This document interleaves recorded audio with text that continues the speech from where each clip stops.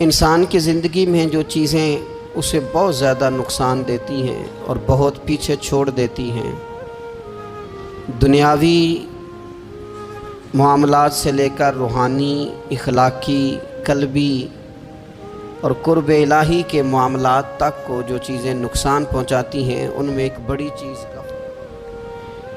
ایک لفظ ہوتا ہے جو ہمیں اکثر سننے کو ملتا ہے کہ آپ کی توجہ نہیں ہے۔ یہ ڈھیر سارے لوگوں کا مطالبہ ہوتا ہے، اہل خانہ بھی مطالبہ کرتے ہیں، کئی موقع پر والدین بھی مطالبہ کرتے ہیں، غرباء بھی مطالبہ کرتے ہیں کہ امیروں کی ہماری طرف توجہ نہیں ہے۔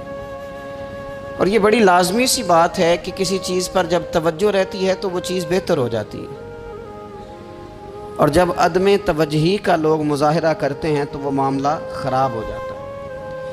یہ جو عدم توجہ ہے اسی کو غفلت کہتے ہیں، اور جب انسان کے مزاج پر غفلت طاری ہوتی ہے اور غفلت اس پر پوری طرح غلبہ کر لیتی ہے تو پھر اس کی زرخیز زمین کو وہ بنجر کرتی ہے۔ غفلت انسانی دل کے لیے بڑی نقصان اور انتہائی تکلیف اور ضرر کا باعث ہے۔ دلوں پر جو قحط نازل ہوتا ہے، قحط، ویران ہو جاتے ہیں دل، اور جو دلوں پر خشکی نازل ہوتی ہے کہ طبیعتیں خشک ہو جاتی ہیں، یہ غفلت کی وجہ سے ہوتی ہے۔ جو لوگ غافل ہو جاتے ہیں نا، اپنے معاملات کا دھیان نہیں رکھتے، دیکھیں نا، آپ کو کھانا کھاتے بھی غافل نہیں ہونا چاہیے۔ اگر کھانا بھی غیر معتدل کھا لیا جائے تو وہ انسان کی طبیعت کے لیے باعث ضرر بن جاتا ہے، نقصان کا باعث بنتا ہے۔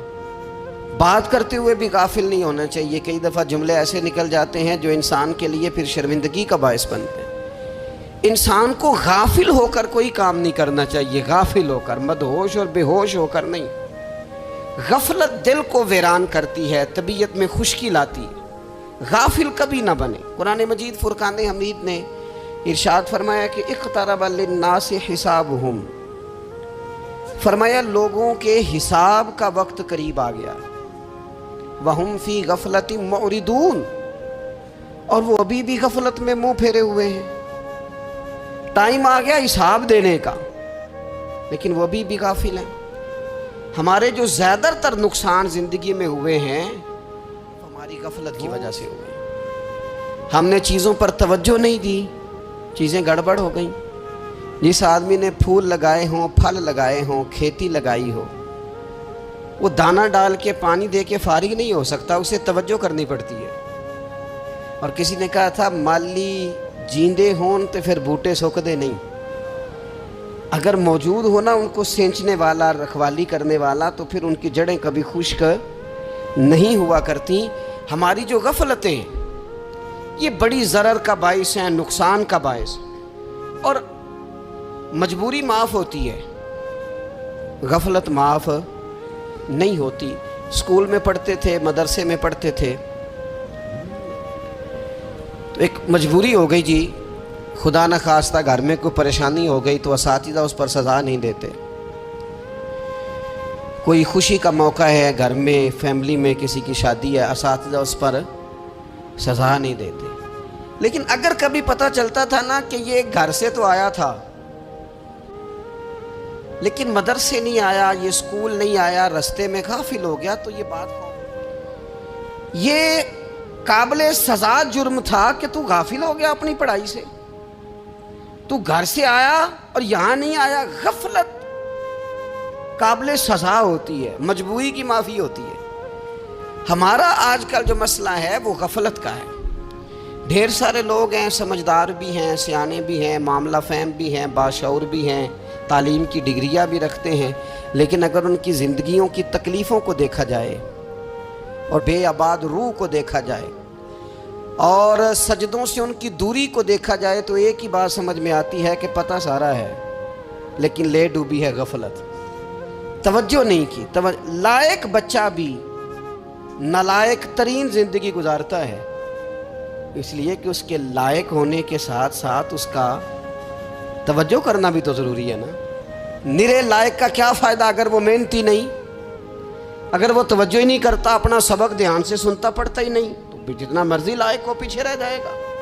اور کئی نالائق ہوتے ہیں, رٹا لگا کے پاس ہوتے ہیں, پر چلو رٹا تو لگاتے ہیں نا, محنت تو کرتے ہیں نا, جد و جہد تو کرتے ہیں. کئی نالائق جد و جہد کے باعث آگے گزر جاتے ہیں, اور کوئی اسی چکر میں رہ جاتے ہیں, میں بڑا لائق ہوں, کل پڑھ لوں گا, پرسوں پڑھ لوں گا, ہفتہ تیاری کر کے پاس ہو جاؤں گا. اپنی زندگی سے غفلت کا پردہ اٹھائیں. اور غفلت فیصلہ کرنے کی ضرورت ہوتی ہے, پلاننگ کرنے کی نہیں, فیصلہ کرنے کی ضرورت ہوتی ہے کہ میں نے اب غفلت کرنی. ہم نہ جب بھی کوئی پروگرام بناتے ہیں تو منصوبہ بندی شروع کر دیں. منصوبہ بندی نہ کریں, فیصلہ کریں, کہیں کہ میں نے غافل نہیں ہونا. غفلت غرق دنیا کا نام ہے. اپنے آپ کو غفلت سے بچائیں. آپ دیکھیں حضرت کعب بن مالک رضی اللہ تعالیٰ عنہ فرماتے ہیں, بخاری میں موجود ہے, فرماتے ہیں کہ جنگ میں میں پیچھے رہ گیا تھا. میرا خیال تھا کل چلا جاؤں گا, گھوڑے اور سواریاں میرے پاس تیز ہیں, مضبوط ہیں, پرسوں چلا جاؤں گا, تیزی سے بھاگ کے میں پہنچ جاؤں گا, میں قافلے کے ساتھ شامل ہو جاؤں گا. لیکن بس تھوڑی سستی ہو گئی, ذرا غفلت ہو گئی. آپ فرماتے ہیں جب سب لوگ چلے گئے حضور علیہ السلام کے ساتھ جہاد میں اور میں پیچھے رہ گیا, تو پھر جب چند دن گزر گئے اور محبوب کے واپس آنے کا ٹائم ہو گیا, تو اب میں غور کرتا سمجھتا تو مجھے مدینے میں یہاں بزدل لوگ نظر آتے. اور کون نظر آتے؟ جو منافق تھے. وہ منافق بزدل دکھائی دیتے, یا مجھے عورتیں اور بچے دکھائی دیتے. میں پریشان ہوا. حضور واپس آ گئے. جنہوں نے بہانے کیے تھے نا منافقین نے, یہ مجبوری تھی اس لیے نہیں جہاد پہ گئے, یہ جنہوں نے بہانے کیے تھے انہیں مل گئی معافی. اور میں نے سچ بولا, میں نے کہا یا رسول اللہ میں غافل ہو گیا تھا. اب کہتے ہیں میں نے جب کہا نا حضور سستی ہو گئی تھی, ذرا غفلت ہو گئی. محبوب سے غافل ہو جائے, بندہ وہیں سے غافل ہو جائے. جو دم غافل سو دم کافر, سانو مرشد اے ہو پڑھایا. جب کہا نا حضور وہ غلطی ہو گئی, کوئی مجبوری نہیں تھی, تو فرماتے ہیں باقیوں کو معافی مل گئی, میرے ساتھ حضور ناراض ہو گئے. ایک دن نہیں, 2 دن نہیں, 50 دن حضور ناراض رہے. مدینے کی گلیوں نے مجھے پہچاننا چھوڑ دیا. در و دیوار سے مجھے یوں لگتا تھا کہ میں پردیسی ہوں. فرماتے ہیں میں مسجد میں آتا تھا, میں جب محبوب کو دیکھتا تو حضور رخ انور پھیر لیتے, اور مجھے پتا تھا جب میرا چہرہ ادھر ادھر ہوتا تو پھر کریم رحمت کی نظر فرماتے. فرماتے ہیں 50 دن مسلسل. پھر مجھے حکم ہوا کہ بیوی بھی بھیج دو, میکے بچے بھی بھیج دو, ننہال یعنی تنہا رہ جاؤ. فرماتے ہیں وہ میں نے قید تنہائی کاٹی, لیکن شکر اللہ کا یہ ہے کہ میں سچا تھا, بس ذرا بھول گیا تھا, بس ذرا غفلت ہو گئی تھی. تو فرماتے ہیں پھر اللہ تبارک و تعالیٰ نے میرے اوپر فضل یہ فرمایا کہ میری توبہ کا اعلان رب نے قرآن مجید میں فرمایا. تو غافل نہ بنے کبھی بھی. ہمارا نا مسئلہ یہ ہے, اور آپ نے ناراض نہیں ہونا, ڈھیر سارے لوگ غافل ہو جاتے ہیں. مالدار بھی غافل ہیں, صاحبان علم بھی اللہ ماشاءاللہ بہت ساری جگہوں پہ غافل ہیں. جن لوگوں کو کوئی مقام حاصل ہو جاتا ہے وہ بھی بہت ساری جگہوں سے غافل ہو جاتے ہیں. اللہ ماشاءاللہ غفلت بڑی تکلیف والا منظر ہے. جو لوگ سمجھتے ہیں نا میں اب گڈ بک میں آ گیا ہوں, اب میں اچھا ہو گیا ہوں, اب میرے لیے خیر کہا جاتا ہے, مجھے اچھائی شاید یہ مستقل میرے ساتھ رہے گی, تعریف ہی ہوگی ہمیشہ, وہ بھی غافل ہو جاتے ہیں. اور یہ غفلت ٹھیک نہیں ہوتی. وجہ دیکھنی چاہیے کس وجہ سے انسان کو وقار مل رہا, عزت مل رہی. اپنی زندگی سے غفلت کو اتار پھینکیں. تھوڑی دیر کی تو غفلت ہوتی ہے, لمبی تو نہیں. 2 منٹ کے لیے صرف اس نے ڈرائیونگ کرتے ہوئے چہرہ موبائل کی طرف کیا تھا, 2 ہی تو منٹ لگے تھے. لمحوں نے خطا کی تھی, صدیوں نے سزا پائی. لمحوں نے خطا کی تھی, صدیوں نے سزا پائی. ایک لمحے کے لیے غافل ہوئے تھے اور صدیاں, نسلیں روتی رہ گئیں پیچھے, بچے تڑپتے رہ گئے, اہل خانہ پریشان رہ گئے, ماں باپ ساری زندگی روتے رہے. لیکن یہ 2 منٹ کے لیے, یہ غفلت جو ہے یہ بڑی تکلیف والا معاملہ. اپنی زندگی سے غفلت کو اتارنا ہے, غافل نہیں بننا. ہر وقت توجہ اور ساری باتوں پہ توجہ. بعض اوقات لوگ ایک طرف توجہ کر کے ایک طرف سے غافل ہو جاتے ہیں. نہ، توجہ ہمہ پہلو رکھنی ہے. ہمارے ذمے جتنے بھی حقوق ہیں ان سب پر توجہ، ہر چیز کا خیال.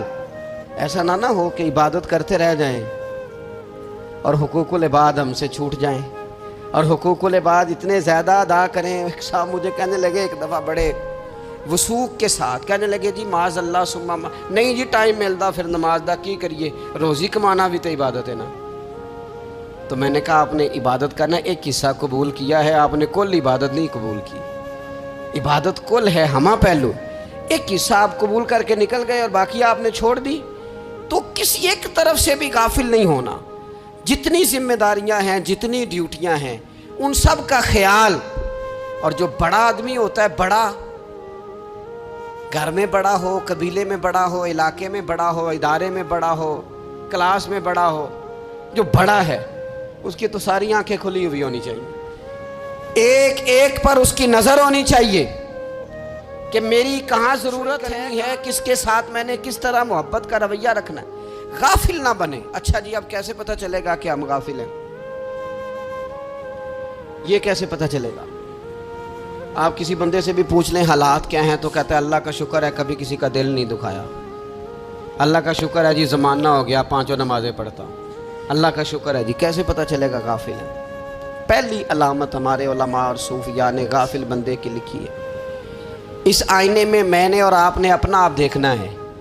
غافل بندے کی پہلی علامت یہ ہوتی ہے کہ وہ دنیاوی کاموں میں چست ہوتا ہے اور اللہ اور اس کے رسول کی فرما برداری میں سست ہوتا ہے. یعنی نماز کے وقت تو اسے نیند ستاتی ہے، پریشانی ہوتی ہے، لیکن اگر کسی جگہ مال مل رہا ہو، پیسے مل رہے ہوں، وہاں جانا ہو تو پھر اسے کوئی چیز بھی تنگ نہیں کر. دنیاوی کاموں میں چست ہوگا. یعنی ٹی وی کے آگے، موبائل کے آگے وہ گھنٹوں بیٹھا ہوا ہے، اور اگر اسے 25 منٹ قرآن پاک سننا پڑ جائے، اگر اسے 20 منٹ دینی محفل میں بیٹھنا پڑ جائے، اگر اسے کہا جائے کہ تو 20 رکعت نماز نفل ادا کر، دنیاوی کاموں میں چست ہے، دینی کاموں میں. یہ غفلت کی پہلی علامت. پھر ذاتی معاملات پہ پیسہ خرچ کرنا ہو تو ڈھیر سارا ہے، کسی غریب کی مدد کرنی ہو تو. وہ ہمارے ایک دوست ہیں، وہ اکثر کہا کرتے ہیں، وہ کہتے ہیں آج کل کسی سے کہنا فلائی کام میں، دینی کام میں، کسی کی مدد میں کچھ 4 پیسے خرچ کرنے ہیں تو لوگ کہتے ہیں ہاتھ تنگ ہے. ہاں کوئی سستا پلاٹ ملتا ہو نا، اور اگر یہ سمجھ آ جائے والا تو پھر کہتے ہیں میں 2-3 دوستوں کو پھاڑ لے سن. ذاتی کاموں میں جب بندہ چست ہو اور دینی کاموں میں سست ہو تو مطلب یہ ہے کہ بندہ غافل ہے. پہلی علامت غفلت کی. اور غفلت کی دوسری نشانی یہ ہے کہ انسان گناہ کے کاموں کو معمولی سمجھنے لگ جاتا ہے. یہ غافل بندے کی نشانی ہے. گناہ کو معمولی سمجھتا ہے، چھوٹا سمجھتا ہے. آج کل لوگ کہتے نہیں میں کو اکیلا کر رہا ہوں، ساری دنیا ہی کرتی ہے. اور جناب کیا ہو گیا اگر یہ غلطی ہو گئی تو بندے سے ہو ہی جاتا ہے. گناہ کو معمولی سمجھنا، چھوٹا سمجھنا اور کہنا پھر کیا ہو گیا ہے، انسان سے غلطی ہو جاتی ہے. آپ دیکھ لیں کہ سینکڑوں بیسیوں گناہوں کا بوجھ ہمارے سروں پہ ہوتا ہے، لیکن کوئی ہمارا دبدبہ ہے، کوئی ہماری گفتگو ہے، کوئی ہمارے جملوں میں خود پسندی ہے، کوئی ریاکاری ہے، کوئی تصنع ہے. یہ غافل بندے کی علامت ہے. نبی اکرم صلی اللہ تعالیٰ علیہ وآلہ وسلم نے فرمایا مومن اپنے گناہوں کو پہاڑ کی طرح سمجھتا ہے. یہ بخاری میں حدیث ہے. مومن پہاڑ کی طرح جانتا ہے اور وہ ڈرتا ہے کہ کہیں وہ پہاڑ اس کے اوپر گر نہ جائے، یعنی کہیں مجھے میرے گناہ کی سزا نہ مل جائے. چھوٹے گناہ کو بھی پہاڑ جانتا ہے، یار مجھ سے غلطی ہو گئی، مجھے ٹھیک کر لینی چاہیے، مجھے معافی لے لینی چاہیے، مجھے توبہ کر لینی چاہیے. مومن اپنے اوپر گناہ کو پہاڑ کی جانب سمجھتا ہے. اور حضور علیہ السلام یہ جو فاسق اور فاجر ہوتا ہے نا، اللہ کا نافرمان، یہ گناہ کو مکھی کی طرح سمجھتا ہے. یہ سمجھتا ہے میں نے اشارہ کرنا ہے، مکھی نے اڑ جانا ہے. مومن کی علامت یہ ہے کہ وہ پہاڑ جانتا ہے، اگر غلطی ہو جائے تو پہاڑ. امام اعظم ابو حنیفہ رحمۃ اللہ علیہ گزر رہے تھے تو بارش کی اور کوفہ میں کیچڑ تھا تو آپ نے جو جوتے پہنے ہوئے تھے ان جوتوں سے چلتے ہوئے نا آپ کے پاؤں سے کچھ مٹی اڑی تو سامنے ایک یہودی تھا، اب اس زمانے میں دیواریں کچی ہوتی تھیں، اس کے دیوار پر جا کے وہ مٹی جو تھی وہ لگ گئی۔ اب امام صاحب بڑے پریشان ہوئے کہ میں نے اس کی دیوار کو آلودہ کر دیا۔ یہاں تو لوگ